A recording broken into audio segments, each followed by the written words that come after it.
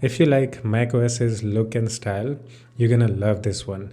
This is probably the best and easiest way to transform your Windows 10 or 11's look and style to macOS style by installing a macOS dock, Launchpad, and even a menu bar. Check this out. I have the macOS dock here.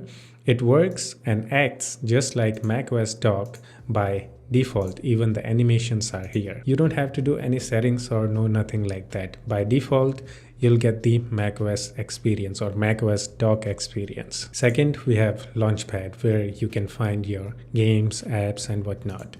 If you right click on the Launchpad, you can actually click on add icon option. From here, you can add more programs, apps, games, even files and folders into it. Now at the top, we have the macOS's menu bar, where we have the Windows logo.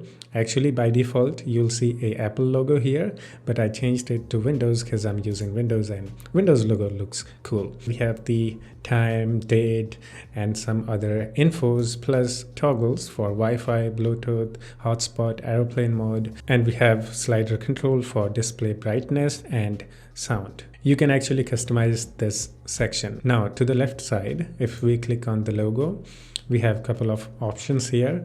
We can shut down, reboot, and we can even access the task manager from here. If we click on Finder option, from here, if we go to the preferences, and here we have the main settings for this. So this software name is My Dock Finder, and it is a open source project, but not completely free, which I will get into as we go through this video. I'll show you how to get it and how to set it up. It's actually really easy to set up. Now, some of you guys may think that this is a heavy software which will consume lots of CPU and RAM.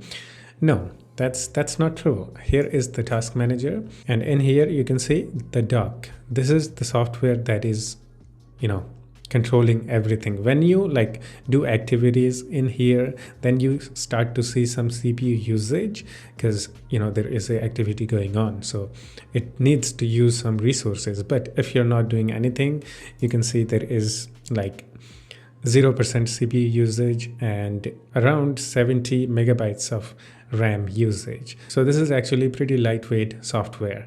It doesn't consume lots of CPU and RAM. Now the tutorial part, how to get it and set it up. So go to this GitHub repository, My Dock Finder's official GitHub repository. In here, you can learn more about it. Actually, they do have a official website too, mydockfinder.com. And this software is actually available on Steam. If you go to the Steam link, it will take you to the Steam website. If you have a Steam software, it will open the Steam software. Here you'll find that this program actually costs money. So this is a premium software. It's almost like $5 USD dollars. Even though this program is open source, but it's not free. If you really like the program, $5 is nothing. But what if you want to try it for free? Yes, there is actually a way to get it for free.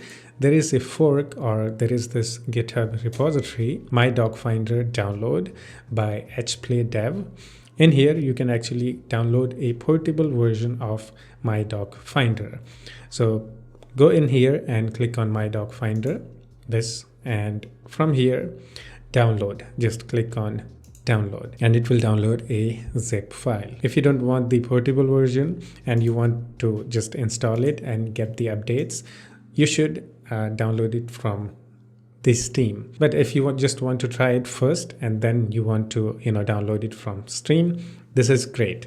Now go to your downloads folder, My Dock Finder, unzip it, go to unzipped folder, go to My Dock. Now in here, just run the dock or dock64 or My Dock. I'm just going to run the My Dock, double click on it, and it will launch the program, and you'll have the dock, Launchpad, and menu bar just like here. So by default, this program uses Chinese language. So if you see a Chinese language, when you click on the logo or something like that, what you can do is first close this program, open the task manager, and after that, right click on the dock process, and then end, and it will kill the program. It will create a config file here. So right click on the config file and click on open with, and open with Notepad, select that, and in here you need to find where it says language and Chinese.